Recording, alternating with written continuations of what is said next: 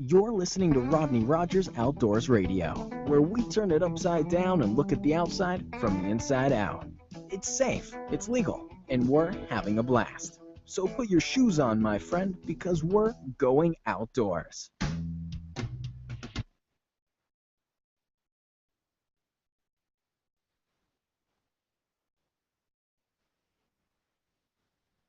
You're listening to Rodney Rogers Outdoors Radio, where we turn it upside down and look at the outside from the inside out.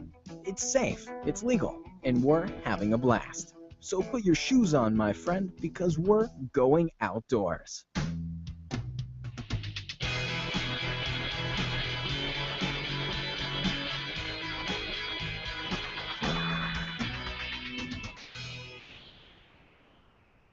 Good morning, outdoors. Good morning.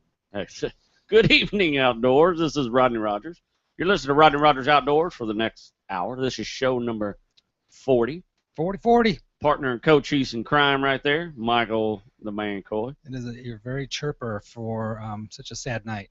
It is a sad night, man. We've lost not to jump into, but we've lost a good friend. Lost a good friend. I like how he texts me like, sick, no show. Oh, he's just sick. Yeah, he's sick. He's not. Yeah, man. We didn't lose he him. died. Oh well. No, I'd cry if he died. Oh. Well, I would think about crying. Yeah. Steve would have been like, they think I'm dead and that's all I get. Empty microphone and man, we had the coolest mug for him too, didn't we? I know. Oh, bummer, man. He would have loved that mug. He would have been. Oh. So how are you doing? Next, I'm awesome, man. How about evening. yourself? I'm good. It's a good Tuesday night. It is a good Energy's Tuesday night. good. I'm looking forward to this all week as usual. Hey, this is our vacation. Here we 1 go. hour vacation during the week. I love it.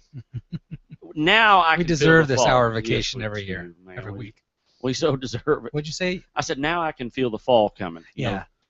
know, the 75 degrees Yeah. in the morning, and Tomorrow's supposed to be, right, down around 70 in the morning. we like Love that. it. Love it a lot. Oh, fall's coming, so that means all the seasons are coming. If you're a fisherman, this is a great time to get ready to get cranked back up, fresh and saltwater. Keep in mind. Which is better in the winter? Is there a better saltwater versus saltwater versus fresh when the weather drops? Sort of. Yeah. Does one tend to stay stronger? I think if I had to pick between the two of which one would be the strongest, I'd say freshwater fishing. Really? Yeah, bass are a little bit more apt to the conditions, but you can make them bite a lot easier than you can, say, a redfish or snook or something of that nature. Bass, you can get on those reactions and pretty much force them to strike. Even though they won't hit that live bait right in front of you, you can run certain baits that just aggravates the snot out of them and make them bite. Interesting. Versus the saltwater, you can't really make those fish strike like that. You know, they don't hit those reaction baits quite as often as they do as the freshwater fish do. So yeah, after that big long.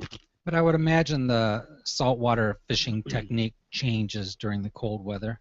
Absolutely. Like freshwater. Yeah, I mean, absolutely. They have to shift it up somehow. Yeah, you have to adapt. And a lot of times what's cool about the saltwater is you can find those warm water pockets if you fish, like, let's say, inshore.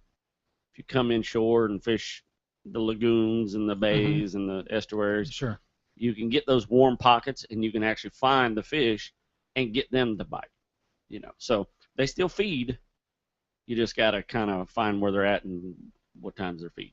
Interesting. So yeah, actually, yeah, it's you got to know your water, and that's what I like about me, so to speak, is I can adapt to salt, fresh, offshore, inshore. That's one of the things I like about you too, Rodney.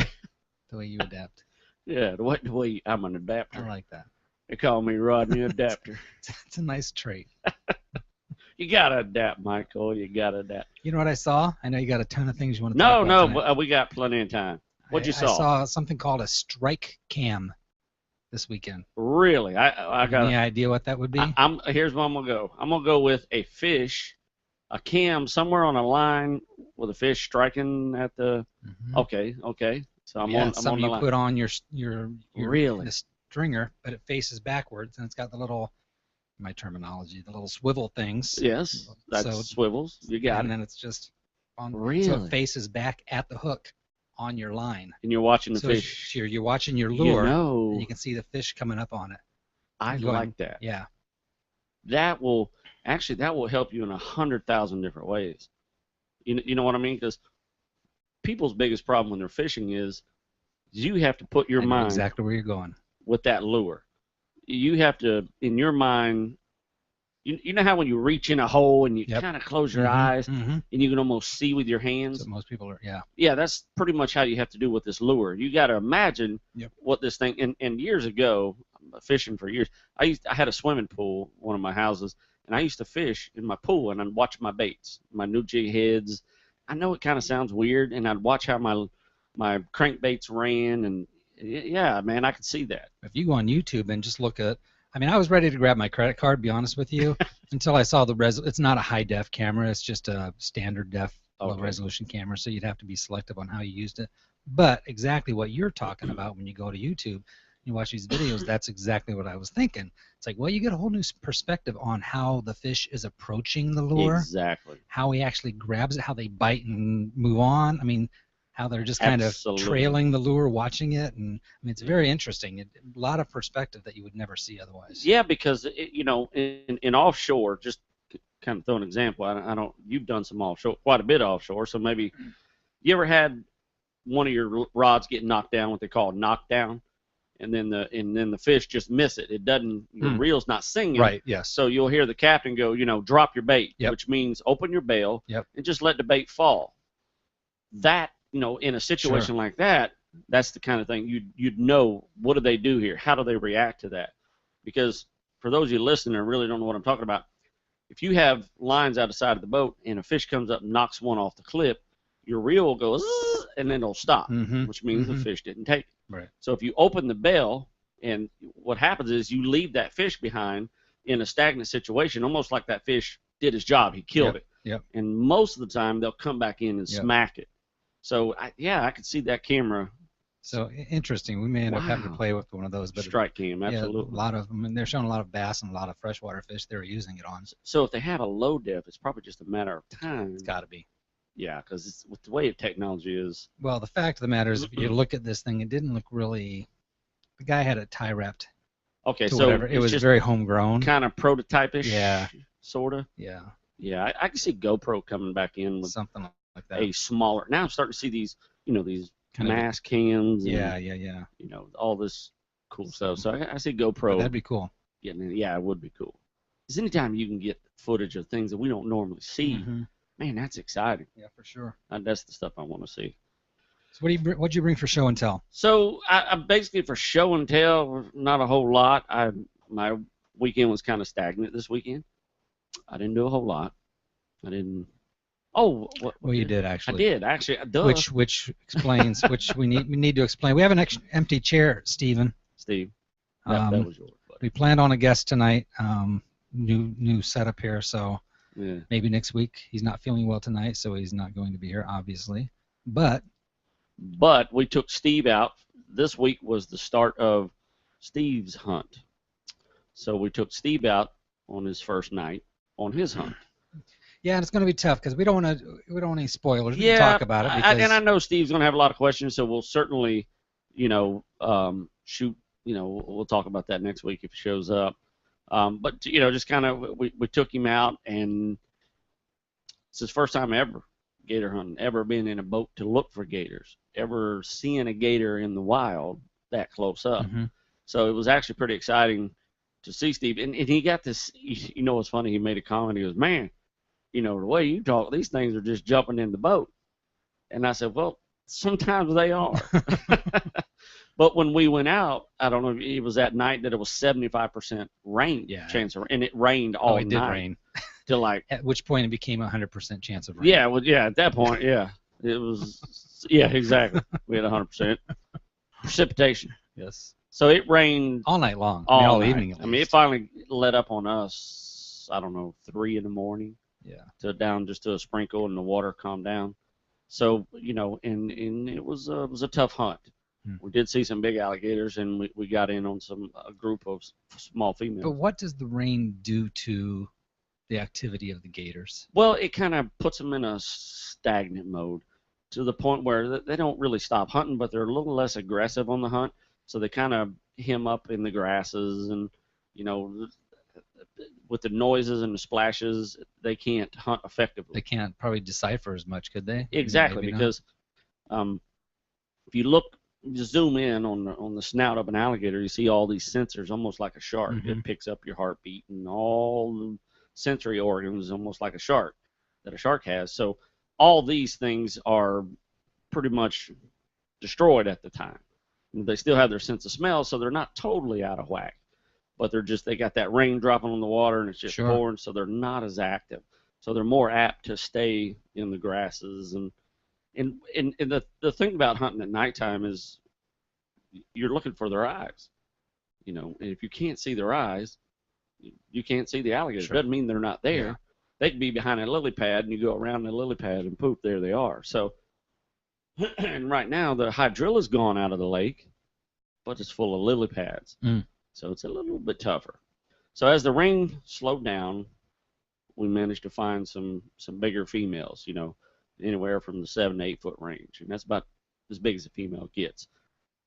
The lake has a hierarchy. I don't know if I ever explained it. The closer to shore, smaller the alligator. Sure. Yeah, we were talking about that last week. Yeah, you get in a zone and it gets bigger and bigger. So, and then there's an area of males, area of females, and they just don't mix until it's mating season. So if you get in an area like I don't know, the area where you and I missed your big giant one, right, that's where we were, and that's where we got Steve's, and it was just all females. So you did pull one in. So yes, pulled in a female. We did pull in a little less than 7 foot female. He was extremely happy. So you know, obviously we posted it, and was well worth it. Was, I mean, it looked, obviously it was 7 feet, but it looked bigger for initially. Yeah, you know, especially the picture, just the head. You're like, wow, that's a big gator. Yeah. I mean, you figure a female grows 8 feet. You know, the largest recorded is just under 9. You know, that's just how big they get. Wow. So it's an older female. I think it's pretty amazing you caught it with that stick stuck in its mouth, though. That's pretty, what are the chances? You know, you gotta check their health. You say, yeah, that's the photo opportunity. That's our photo stick. Yeah, that was cool. That's a good bit of a photo. For photo purposes. So current events, local news. I'll tell you what current events is. Okay. Apple have announced the iPhone 6 today. I know that has nothing to do with our show, but in my world, everything's relative to the Apple announcements. You know what? And it does. No, sweetie, you were born on that day. You were born on the day they announced the Apple 4. Right. So you equate everything to an Apple release. Go get your brother iPod. That's just wrong. That's just wrong. Nano and iPod. Come here, Nano. Oh man. So I was going to ask you today. So the iPhone 6. Anything I should know about that thing? Because I know you've done all the research. I ain't even looked at it yet. Yeah, I'm actually tonight after we're wrapped here, I'm going to go watch it live. I tried to watch it on the Apple website. They streamed it from the Apple website live. Oh, okay. You could only watch it on an iOS device, but it sounds like they had some issues. Okay. Backed up. I tried and it was stutter. I just shut it off because it was too frustrating. Right. I said I want to watch it at home when I can sit back and. Oh, so you have it recorded? Yeah. I'll watch it. You can go to the Apple website and watch it. Oh, and they got it right there. Okay. See, I'm not up on the technology. I followed the blog. They kind of blog it live, so you see the updates. People just sitting there in the audience typing and taking pictures, so you get the bullet points. But I want to get it all filled in. Now, did you know they were going to release a watch? Because I know you and I just talked about this. Well, as I bust everybody else when they talk to me throughout the days and they say, well, they're announced, I'm like, you don't know anything. Right. You don't know anything. I mean, I like to draw the line. I'm a very black and white type of person. We assume. Right. There's a lot of rumor. Like one guy's like, why, I read it on Mac Rumors. Mac Rumors. Operative word. Or rumors. Exactly. So, yes, speculation was they were going to announce a new phone and some sort of iWatch device. And so the speculations were pretty much right on the money. Because I know you and I were talking just last week about the iWatch. Yeah, I'm excited for it. Yeah, I knew you would be. What I wasn't expecting is a starting price of $349. Really? Yeah. But it looks pretty cool. I mean, but it tells your heartbeat, and people who are health conscious and fitness goal oriented, I think are really going to find a place for it. I will tell you this, and you probably won't need to watch for this one. If your heart's beating, you can see your wrist. You really don't need a watch. Just going to throw that at you. You could have saved them a lot of Lots of money. But both phones are bigger than what's currently out there. Yeah, I saw that. That I did see, and I do like that. I don't like the ones that are so big you have to have a cardboard box. Well, that's what I think that second one's going to be. Quite honestly, I don't know that I'm obviously an Apple fan. But yeah, I'm more in tune to the little bit smaller one, but a little bit bigger than the 5. It's got to get in my pocket. Yeah, it's got to get. Yeah, absolutely. It's gotta. Yeah. Anyways, moving on back to the outdoors, Rodney. So man, you know me. I try to stay abreast of more of hunting, fishing, the outdoors kind of thing. And here's a piece of news that I lost. Here it is. That I want you to kind of see, and you may have heard of it. And it was on the what's that website? The outdoor website. Rodney Rogers Outdoors. No, it's the only one I know of. Rodney. Why am I drawing a total blank here? Now that I'm put on the spot. Anyway, I saw it on. We subscribe to where we get all our news from. My FWC Outdoor Hub. Outdoor Hub. Gosh, I just drew a total brain mush. And they caught a wahoo in Long Beach, California. Now, is that 50-pound wahoo? Okay, so far I'm going yes. So. Okay, that's what a lot of people think. First wahoo ever recorded in the state of California. Ever. Really? Ever. Do you know why? Because something's going on that all the fish are confused. That's exactly right. We've got whale sharks in our area. We got whale sharks in 6 feet of water. Yeah. Yeah, and what it is the general that oil slick messed everybody up. The general temperature of the California waters. Let's just go, the general average temperature, and we'll do it yearly. It's colder, right? Yeah, it's way colder, and we're talking 62 degrees. That's why they have great white sharks. Now, I know we have them as well, and we have them kind of randomly, but not as common. And they're usually a few miles out in the deeper water. And they're in the 75, 80 degree water, 77. Sure. But they thrive in that 60, 62 range or colder. So what's happening is now a wahoo is an 80 degree fish. I mean, they're a fish that thrives and lives in the 70s and 80 degree waters. So what's happening is climate changes are warming up that California coast. So what's going to happen is what we're seeing is wahoo, fish that you normally don't see in that California area. Wahoo being one of them. This guy's fishing with his fishing pole. He sees these baits and he sees something chasing these baits, throws out his rod and reel, and he catches a 50-pound wahoo off 20-pound test line. That's hard to do over here on 25-pound test line. So it's kind of a big deal, and it really woke me up to the tune of, my gosh, this is where you start to see that climate change. Is it anything we did? Who knows? But the fact is it is changing, and the marine life is actually changing their patterns. Maybe something's happening we haven't even put our finger on yet, right? I think that's the case. I mean, because if you think about it, we have the highest CO2 level ever recorded as far as we could record. And that's in the last 200 years, the industrial age, barely 200 years. I mean, we're talking industrial, right at 200 years. So dinosaurs, if you think about it, roamed the earth 150 million years unscathed until an asteroid or a volcano or whatever it was destroyed them. It was nature that took those out, and we're doing it to ourselves in literally 200 years. Wow. I mean, it's just kind of a wake up call for me, I guess. Everything's accelerated. Yeah, it's kind of the things that we're seeing. I know the reports that I read and all the things that I see when I see fish doing. When you fish all your life, you build this pattern, sure. And when that pattern changes, and you're like, my gosh, we normally catch dolphin here this time of year till this time of year, and all of a sudden they're gone. They're early, they're late, they're not here. Sure, yeah. They're, that means if that water's getting warm, this water's getting warmer. Yeah, something's messed up, and they're gonna have to adapt in different ways. So things move farther north. This wahoo was probably down in, Hawaii range, down that far south, Sure, because wow. their temperatures average about anywhere from 70 to 86 degrees. And then they're slowly moving north to get out of that warmer water, because eventually they won't be able to thrive down there. So it'll be a warmer water fish, because remember, if you go too far south, you reach the cold water again.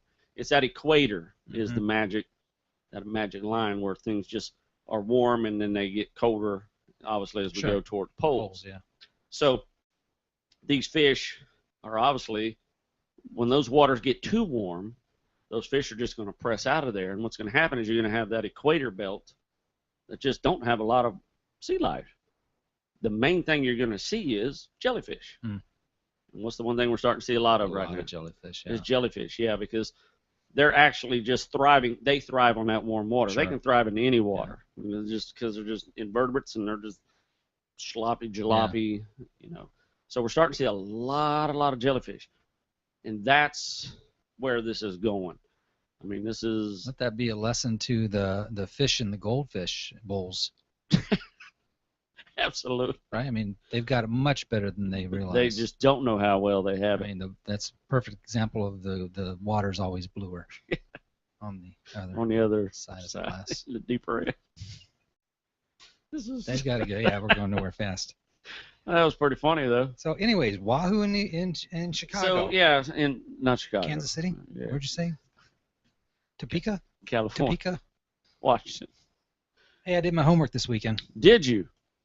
Herky Huffman Bull Creek. Yes. Oh, you got your map. I got my map, downloaded my PDF map, downloaded the PDF. Actually, when I downloaded the second PDF, it downloaded the map as well. So I got a bonus map, which was kind of nice. For free. For free. Wow. But I went through and highlighted. I mean, I read every word of this. Right Rodney. on. Quite interesting.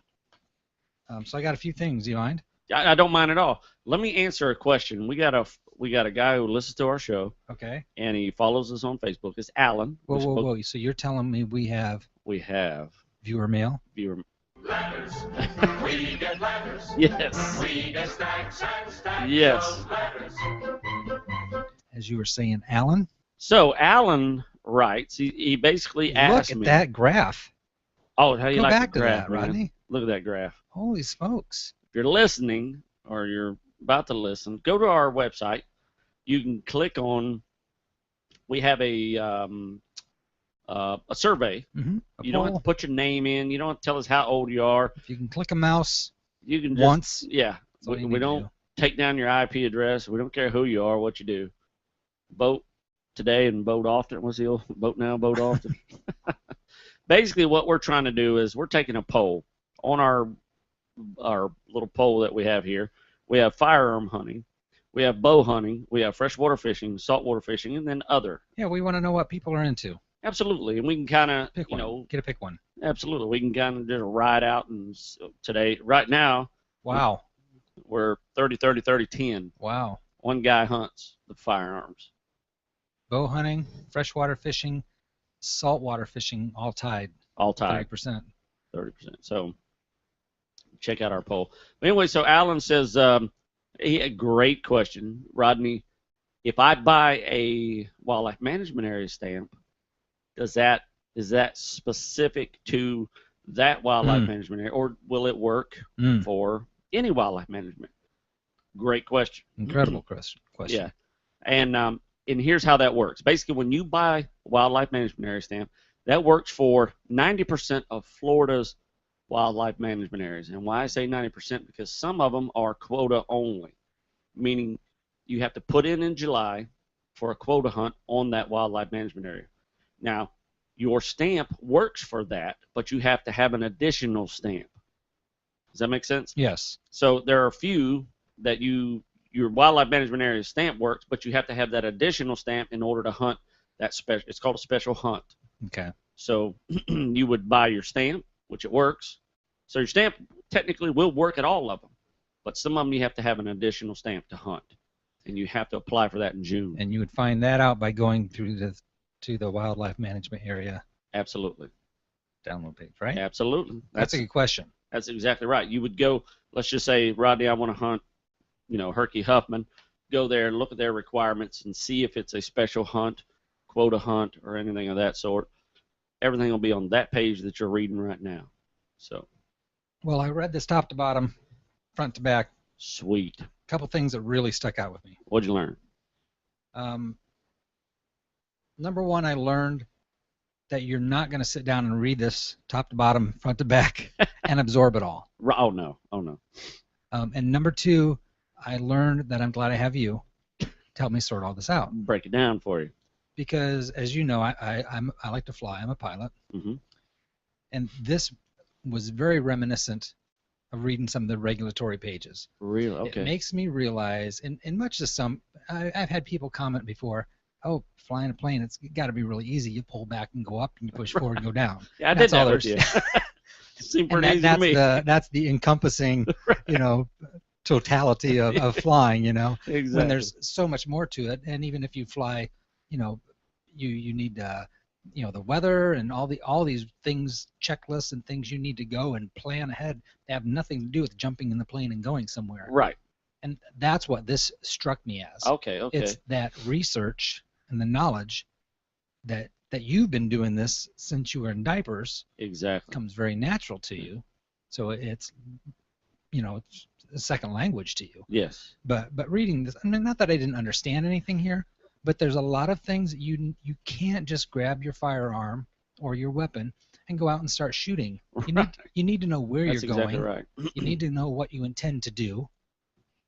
When you intend to do it, and how you're going to get there. And this is really kind of that roadmap and that regulatory thing to keep you safe and out of trouble. Absolutely. So you're not. That's exactly right. So Great, there's a lot of information in here that applies to all that. So it was very much an eye-opening read for me in the fact of, wow, there is a lot more to this than meets the eye. Okay.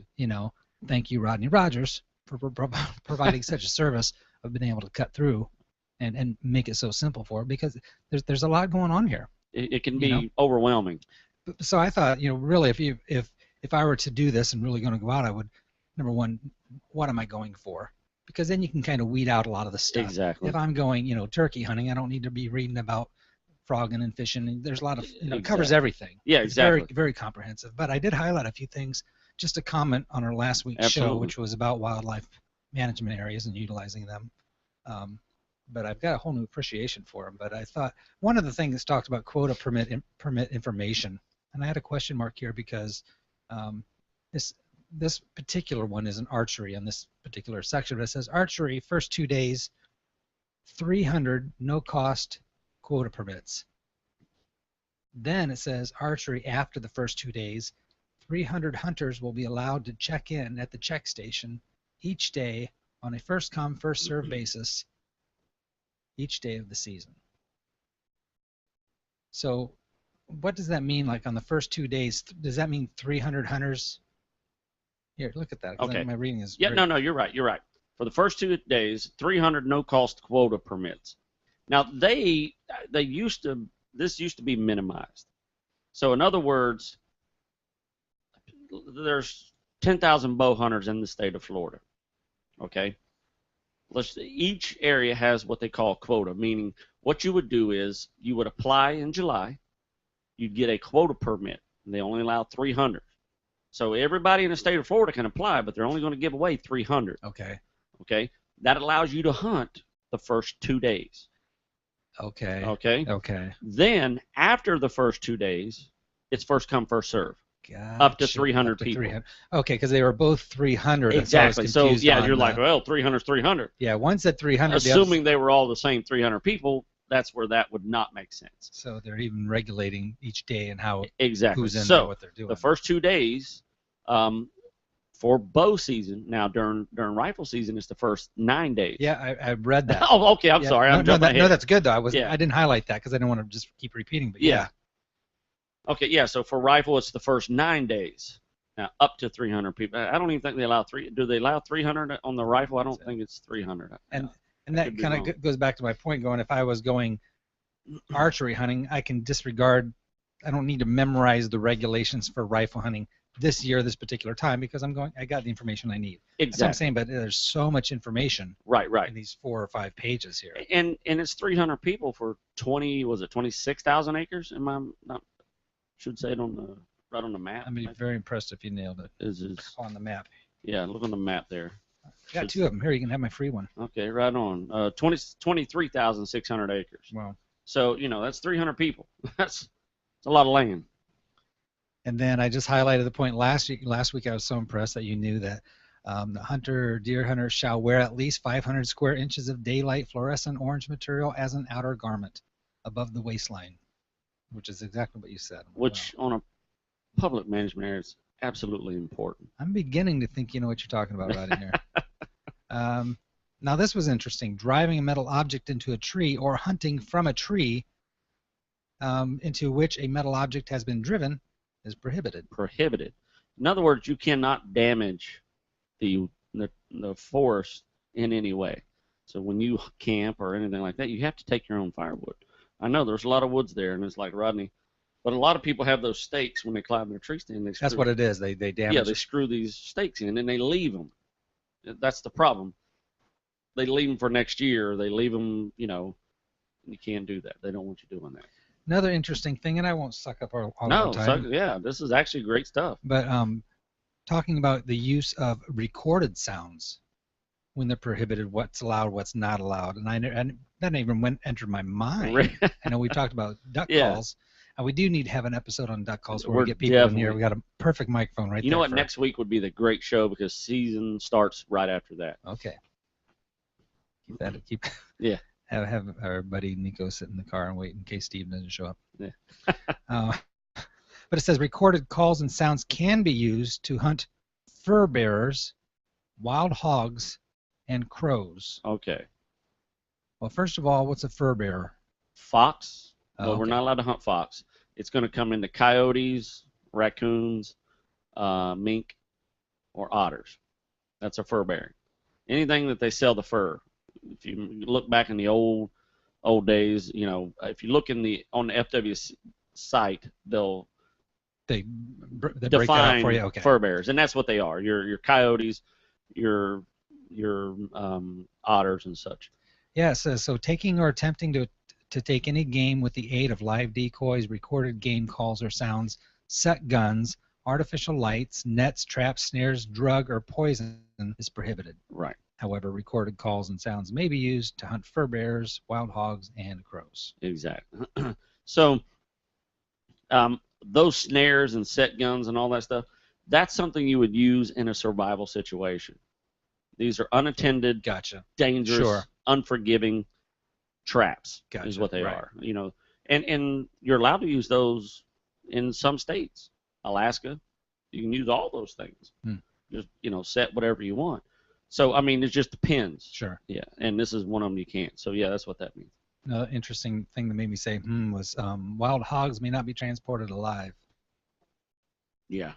Here's the reason for that. Here's what. That's exactly what I was going to ask. Yeah, a lot of people will catch them, throw them in their truck, and transport them to another property. Oh. You know what I mean? For gain. Sure. They don't have a lot of hogs on their property, and they want to do a hog hunt on their property, and they'll Interesting. transport that and or transport it home and feed it out. You know what I mean? Yeah. So basically, you can't transport live animals. Interesting. A hunting license is not required for the take of wild hog. That I never heard of. Now, I don't know if I'm reading this out of context, Okay. but it was just a bullet point by itself right there. A hunting license is not required for the take of wild hog. You got me. Okay. I would have never. You could have quizzed me that, and I lost $1 million. Now, here's one that kind of struck me funny. Littering is prohibited. I was like, well, You got me. That's two. let's see. And I won't read it. Another interesting, a marked footprint talks about the trail on here, that there's a trail that you can hike anytime throughout the year. Absolutely. Yep. Designated on the map. I Absolutely. was really paying attention. Which I would not hike during the winter months, hunt season. I just wouldn't do it. Just because it's dangerous? Yes. Just to go out there and just for Yeah, because take your girlfriend for a romantic stroll during Yeah. hunting season.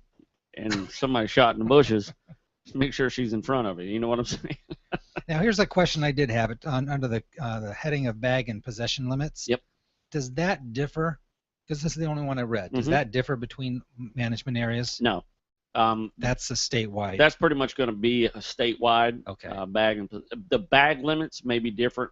No, actually, it's not going to be. It's going to be statewide because you're allowed, a deer, but you're only allowed 2 in possession. Meaning, if you get 3, you better eat one pretty quick. Because remember that the FWC, those guys are powerful. Sure. They don't this need is federal. This is right. Or no, stuff. is it state? Is it? Well, this one will be state. If you're duck hunting, it's federal. So it could go either way, and they don't need they do it for politeness. Hunting ducks and geese and coot with lead shot is prohibited. We talked about that. Yep, we talked about that. One. And then lastly, I just highlighted the fact of fishing and frogging. I hadn't really thought about frogging as this says that's allowed year-round. Fishing and frogging allowed year-round. Yeah. Now, some areas they just don't have. They may say that as I think they just kind of copy and paste and drop them in there. Most management areas are going to be in that format. Some of them won't say duck hunting because there's just no water. Sure. Oh, gotcha. This one particularly has a creek running through it, so it has pretty good duck hunting. Has some good swamps for mallards and stuff like that. So there's some pretty good duck hunting out there. Bull Creek runs through it. Duh. Sure. Yeah. They've got some new areas, small game areas. They've got obviously hogs. There's a lot of hogs out there this year. When I rode through the property, there was just tons and tons of hogs out there this year. So that's going to be a good thing. And actually, you know what I'll do, Mike? Before I leave tonight, I'll mark those GPS spots that I put on our. Oh, really? I will mark them. That was in this one? That was in this one. I didn't realize that. Absolutely. That was in this one. So what I'll do is I'm going to mark them on this map. And you can kind of look on this map. That would be very cool. Yeah. That'd be very cool. I know that map in those woods like the back of my hand. I mean, I really do. So, yeah, I can get you really close just by that map. That'd be cool. Have you ever done, what do they call it? What do they call it when it's not a game, but you can go online and there's GPS coordinates that people put. Oh, yeah, it was geotagging or something to that. Yeah, I think it is geo. Is it geo? Was geo something? Yeah. Yeah. It's like a scavenger hunt, but you go to and you find these people from all over the place. And you take something or you leave something. Yeah. Or I say we start doing those and just start leaving your business cards everywhere. You know what? That's a pretty cool idea, actually. You think about it, that's actually pretty cool.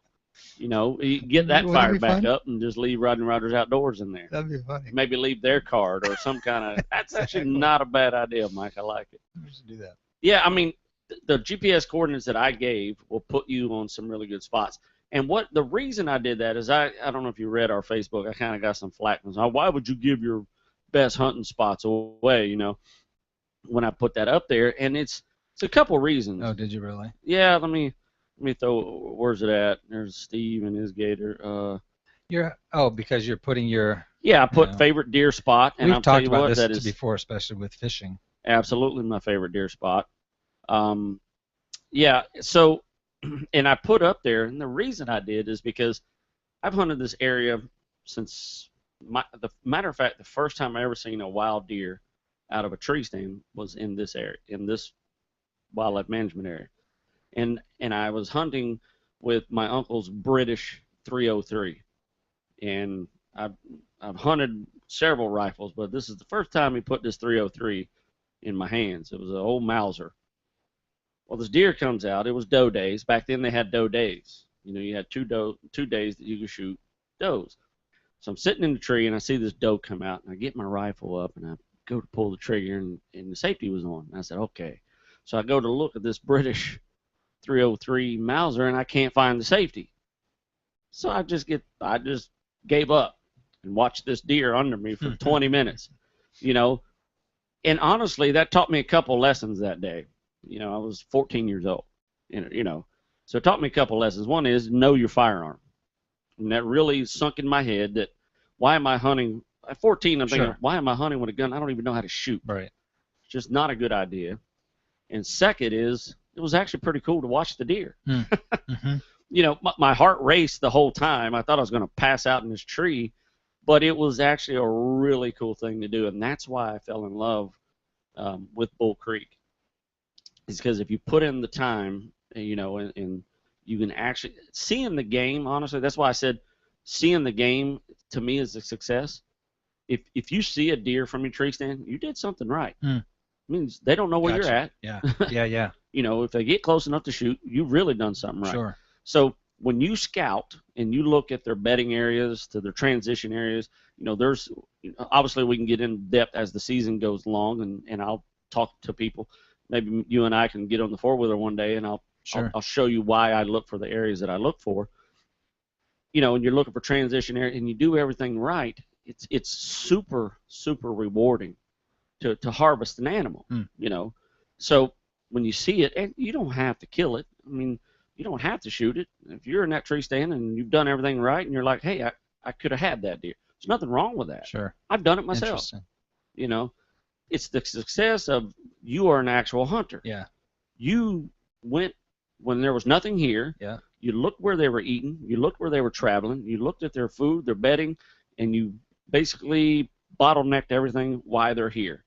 And you took that and you put it together in your head. You put your tree stand up in a spot that you think everything's going to come together, and it does. Yeah. Shoot, man. I mean, yeah.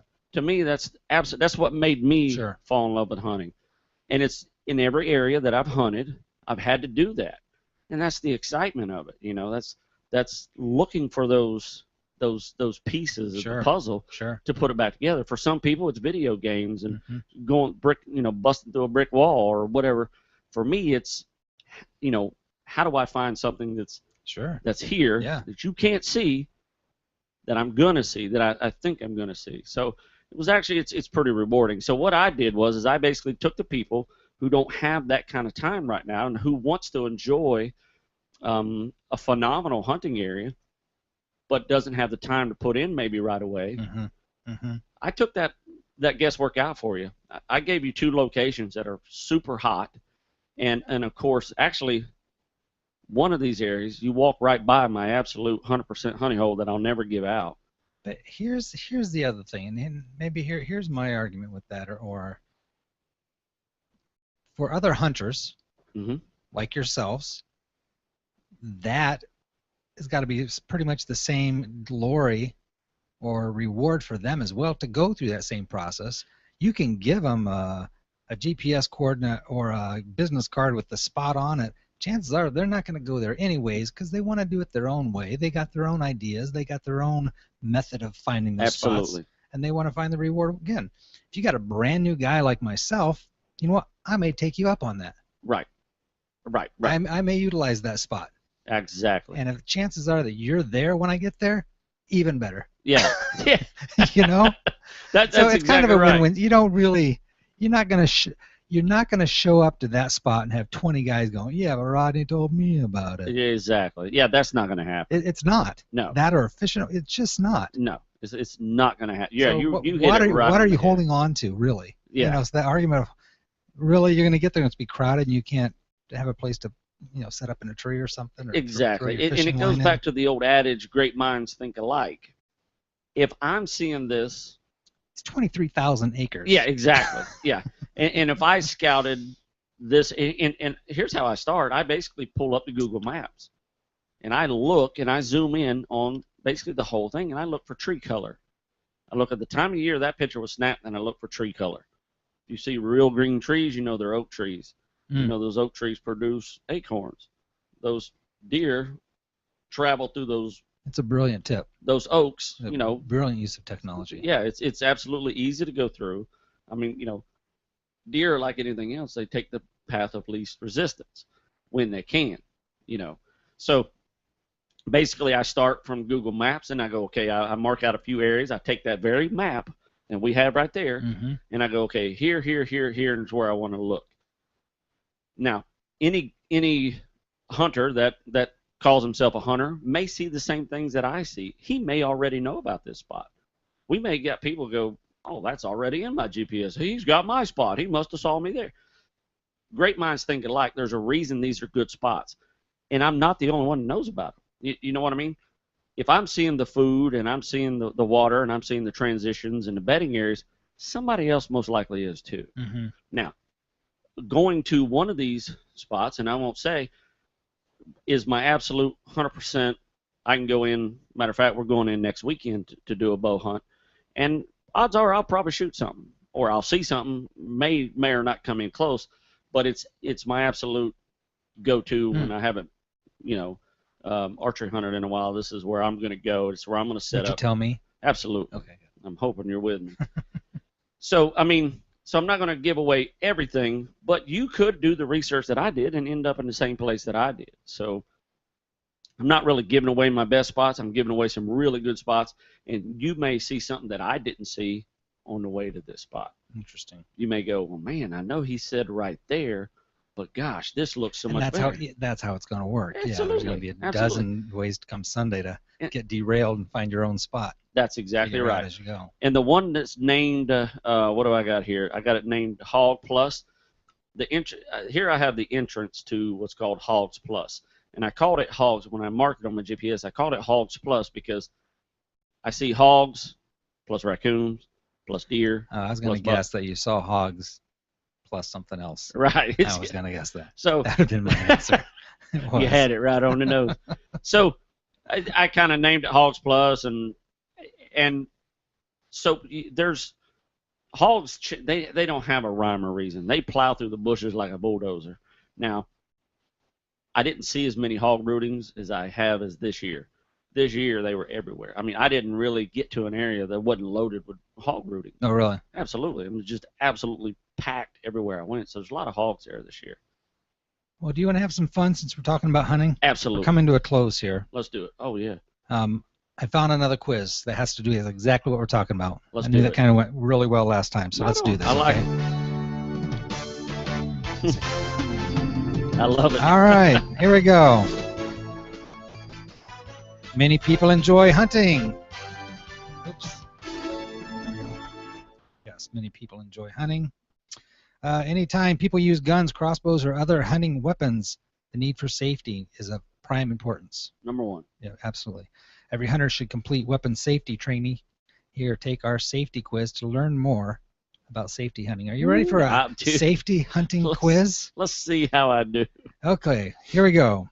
Number one, what attributes do you need to be a good hunter? Multiple choice. Physically fit, skilled, and patient. Focused, skilled, and patient. Skilled, focused, and physically fit. Oh, that's it? That's the three? Hey, I'm going to say number one. Now, I don't know these answers either, so I'm gonna guess as well. Okay.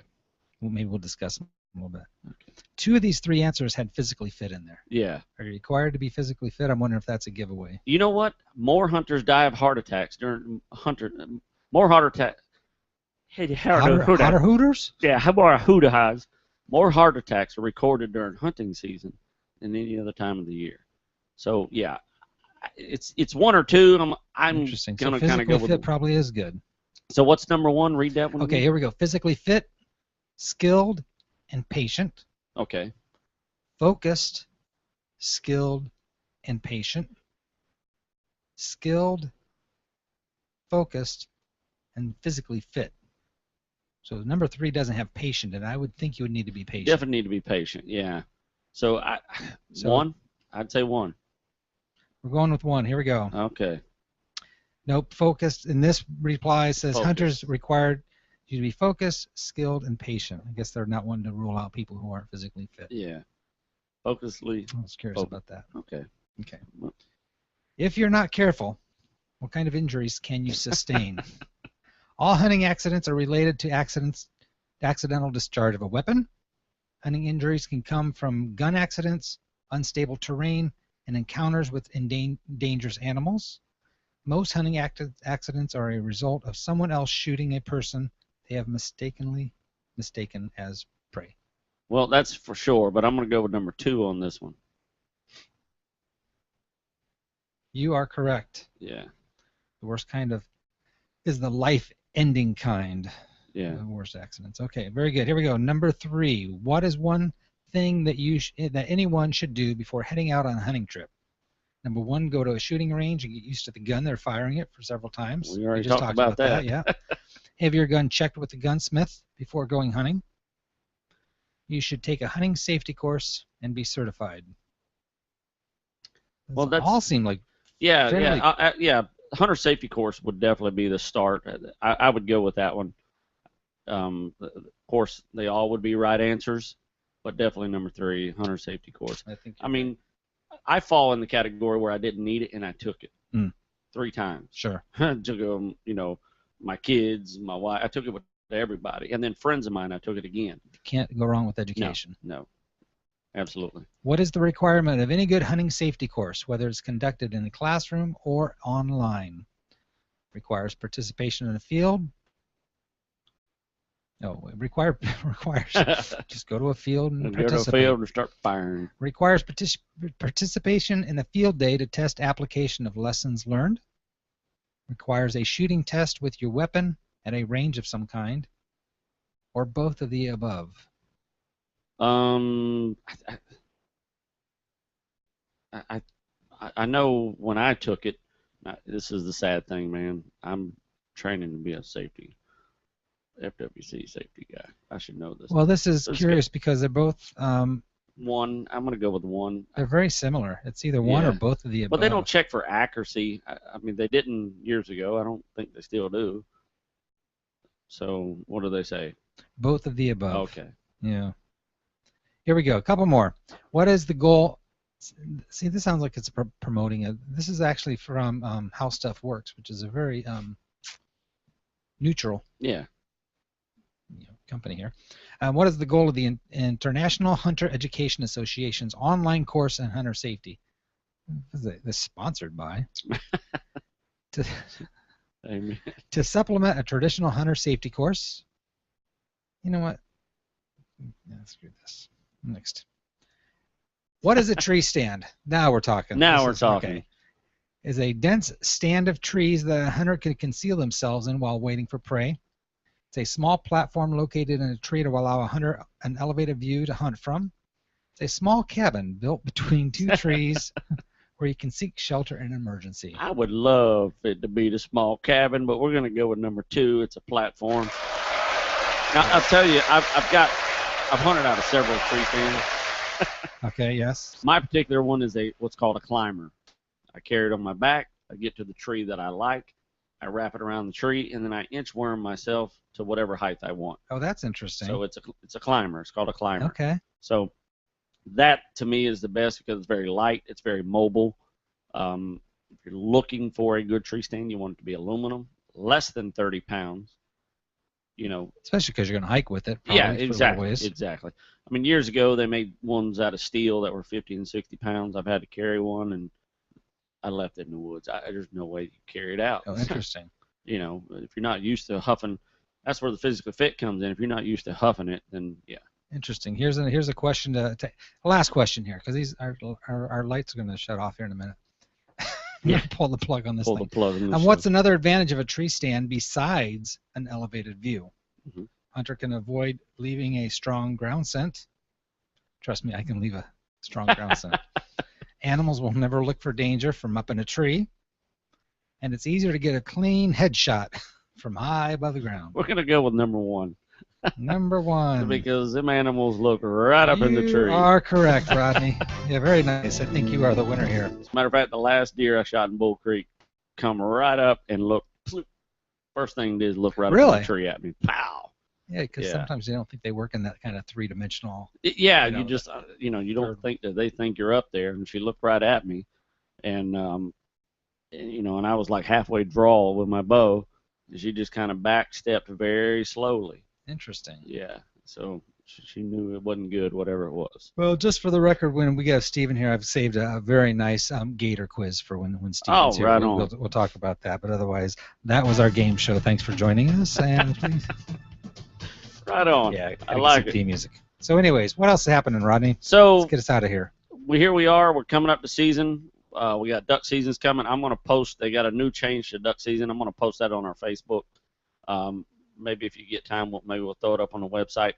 We got a new, longer, early duck season coming up. We're going to be hunting on the 22nd of this month. Okay. So we're going out on our early duck hunt. Okay. So we do need to have a duck hunting episode. And do some yeah, actually, yeah. That's what I was saying. Maybe next week, if Steve maybe we can get some calls in here. Okay. We can do some different That'd be things. great. So, that's all we got. Check us out on Rodney Rogers Facebook, Outdoors Facebook / something. How am I doing, Mike? I'll fill you in. That's Yeah, you fine. fill me in. We'll fix it in post. There you go. All right, Rodney. Good to hang out And- with you again, as always. And my mom always said, and I've said a million times, you kids get outside and stay.